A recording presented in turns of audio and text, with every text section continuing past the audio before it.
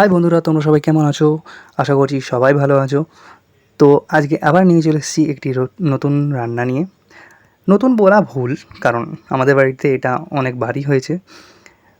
তো প্রথমে আমরা নিয়ে নিয়েছি মিক্সির বাটি। সেই মিক্সির বাটিতে পেঁয়াজ, কাঁচা লঙ্কা, ধনেপাতা এবং সর্ষে, সাথে দিয়ে দিচ্ছি কাজু বাদাম। এটা আপনারা দিতেও পারেন, নাও দিতে পারেন। তো আমরা সেটাকে প্রথমেই আমরা বেটে নিচ্ছি। বেটে নেওয়ার পর একটি বাসন নিয়ে নিয়েছি, তাতে দিয়ে দিচ্ছি আদা রসুন বাটা, গোলমরিচ গুঁড়ো, কাবাব মশলা, লঙ্কা গুঁড়ো, জিরে গুঁড়ো, হলুদ গুঁড়ো এবং তার সাথে নিয়েছি একটি কাগজি লেবু।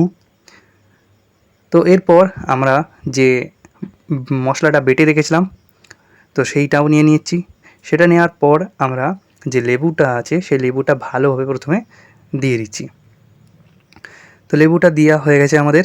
লেবু দেওয়ার পর আমরা দিয়ে দিচ্ছি পরিমাণ মতো নুন। তো সমস্তটাই দেওয়ার পর আমরা ভালোভাবে পুরো মশলাটাকে আগে মাখিয়ে নেব।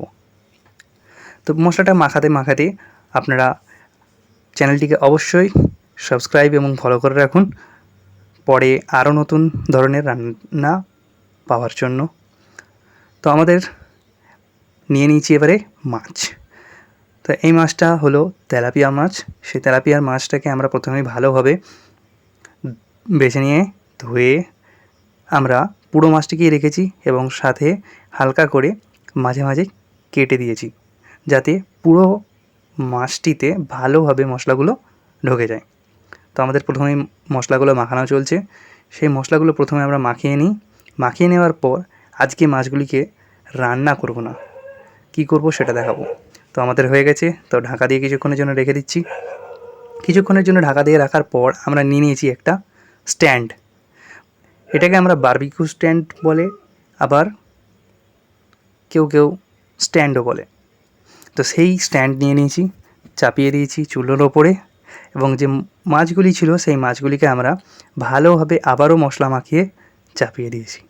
তো আজকে যে রান্নাটা হচ্ছে আমাদের, সেটা হচ্ছে মাছের কাবাব। সেটা না, তো আমরা মাছগুলোকে আজকে আমরা কাবাবের মতো করেই সেঁকবো চুলোতে। তো দেখতেই পাচ্ছেন নিচেতে গরম চুলোর আঁচ আছে, তাতে হচ্ছে।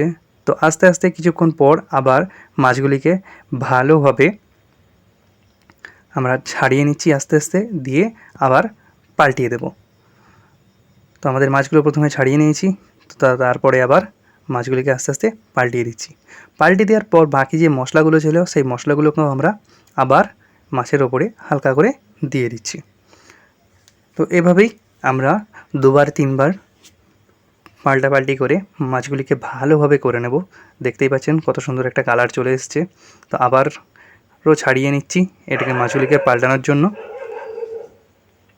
তো আমাদের দেখতেই পাচ্ছেন মাছগুলোকে আস্তে আস্তে ছাড়িয়ে পাল্টে নিচ্ছেন কীভাবে। তো আপনারাও একটু দেখে ছাড়াবেন, কারণ লেগে যদি যায় তখন মাছগুলো ভেঙে যাওয়ার সম্ভাবনা থাকে। তো আমাদের মাছ পাল্টানো হয়ে গেছে। মাছ পাল্টানো একদম মাছটা রেডিও হয়ে এসেছে প্রায়। তো আস্তে আস্তে এবারে আমরা দিয়ে দিচ্ছি সর্ষের তেল। এই সর্ষের তেলটা দিয়ে দিচ্ছি কারণ আরও এটা স্বাদও বাড়াবে এবং যে আমরা সেঁকে নিচ্ছি অর্থাৎ চুলোতে যেটা হচ্ছে সেটা আর একটু ভালোভাবে হয়ে যাবে। তো দেখতেই পাচ্ছেন আমাদের মাছ রান্না কমপ্লিট হয়ে গেছে। তো মাছ রান্নার পরে আমরা নিয়ে নিয়েছি মাছগুলিকে একটি প্লেটে। তো প্লেটে নেওয়ার পর আমরা ওপর থেকে দিয়ে দিচ্ছি কাগজি লেবুর রস এবং দিয়ে দিচ্ছি পেঁয়াজ কুচি। তো আমরা পেঁয়াজ কুচি একটু বেশি করেই নিচ্ছি, কারণ আমাদের যে মাছের কাবাব বা আমাদের গ্রামে যেটাকে বলে মাছ পোড়া, সেটিকে খাওয়ার জন্য একটু পেঁয়াজ বেশিই লাগে। তো অবশ্যই আপনারা বাড়িতে রান্না করবেন, খাবেন এবং আমাদের বাড়ির ফেসবুক পেজ, ইউটিউব চ্যানেলকে like, comment, share, follow, subscribe করতে ভুলবেন না। ধন্যবাদ।